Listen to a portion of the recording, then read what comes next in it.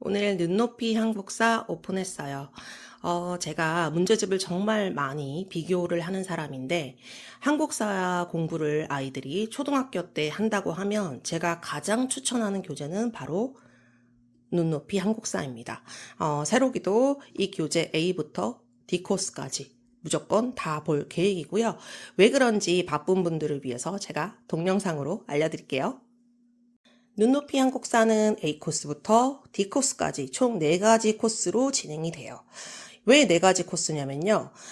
이거를 선사시대부터 우리 근대사까지 그냥 이렇게 그 코스별로 시대별로 나눠가지고 배우는 것이 아니라 인물을 통해서 선사부터 근대까지 한번 싹 훑고요. 그 다음에 다시 문화재로 다시 또 선사부터 근대까지 또 한번 공부를 합니다. 그 다음에 주요 사건을 중심으로 다시 또 선사부터 근대까지 또 공부를 하게 됐고, 그 다음은 시대로, 가장 마지막에는 시대순으로 역사의 퍼즐을 다시 한번 맞춰줍니다. 즉, 한국사라는 거대한 흐름을 채색을 옅게 하면서 4번에 걸쳐서 아이 머릿속에 한국사라는 그림을 채색해준다. 이렇게 보면 정확할 것 같아요. A코스가 인물인 이유는 우리가 동화를 읽을 때도 인물 동화가 우리가 유아 시절부터 같이 함께 읽듯이 인물로 접근을 하면 아이가 이해하기 가장 쉽기 때문입니다. 그래서 이 교재의 특징은요. 예를 들어서 흥수아이, 그 다음에 이런 움집 남매. 실제로 움집에 남매가 있어서 그 움집 남매를 한 게 아니라 움집이라는 그 신석시대의 농경시대 들어가기 전에 그 우리 그 삶의 모습을 보여주면서 움집 남매라고 의인화시켜가지고 이 주인공들을 통해서 이 시대를 아이가 이해할 수 있게끔 공부를 끌어가요. 그래서 일종의 주인공을 하나 만들어주는 셈이죠. 이 교재가, 이 얇은 교재가 한 16페이지, 17페이지, 이게 코스마다 조금 다르지만 많으면 20페이지 정도 됩니다. 세록이랑 해보면요, 요거 하나 하는데 한 30분 정도 안팎으로 걸리는 것 같아요. 제가 눈높이 한국사를 좋아하는 이유는요, 아이 혼자서도 이해가 되고, 아이 혼자서도 한국사 공부를 할 수 있을 만큼 설명과 문제, 그리고 정리가 정말 잘 되어 있기 때문이에요. 만화로 풀어줄 때는 만화로 스토리를 풀어서 아이가 이해할 수 있게 해주고, 이 만화가 끝나면 다시 한번 정리를 해줍니다.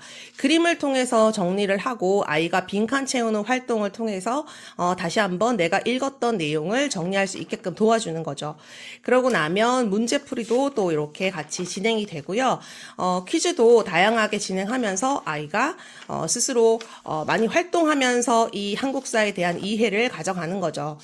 세록이랑 해보면 아는 부분은 되게 빨리 끝나요. 그래서 아는 부분이 좀 많은 이 주간회 같은 경우에는 한 20분 안팎에도 끝나고, 조금 모르는 경우에는 이 안에 QR 영상 같은 것도 있어서 시간이 한 3, 40분 갈 때도 있고요. 제가 눈높이 한국사에서 가장 마음에 들었던 부분, 이거면 그냥 내신까지 준비가 다 되겠는데? 했던 부분은요.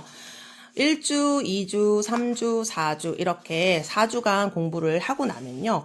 5주차에 들어갈 때는 꼭 이렇게 복습 주간이 들어갑니다. 그래서 이 복습 주간에서는요. 이 앞에 배웠던 1, 4주 분량에 대한 내용을 보다 깊게 문제로 다루게 되어요.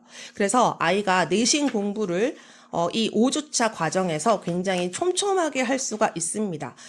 우리가 한국사 능력 검정 시험 준비하는 친구들도 많잖아요. 요즘 초등학교 때. 그 친구들 풀어볼 수 있는 그런 문제들이 이 5주차 그리고 10주차 이렇게 등장을 한다라고 보면 될 것 같아요.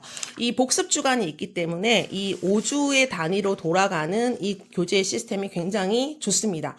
복습까지 아이들이 꼼꼼하게 챙기면서 공부할 수 있는 구조예요. A코스는 한 초등학교 1학년도 충분히 시도해 볼 수 있을 만큼 인물로 접근하기 때문에 한국사에 대한 문턱이 가장 낮습니다. 그래서 조금 더 쉽게 접근을 할 수 있다 그러면 B코스부터는 이제 문화재로 본격적으로 우리 한국 역사를 탐방하게 되어요.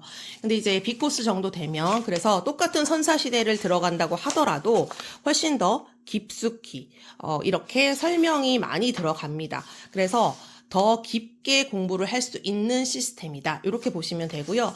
B코스 같은 경우에는 제가 추천하는 연령은 한 2학년, 3학년 이상.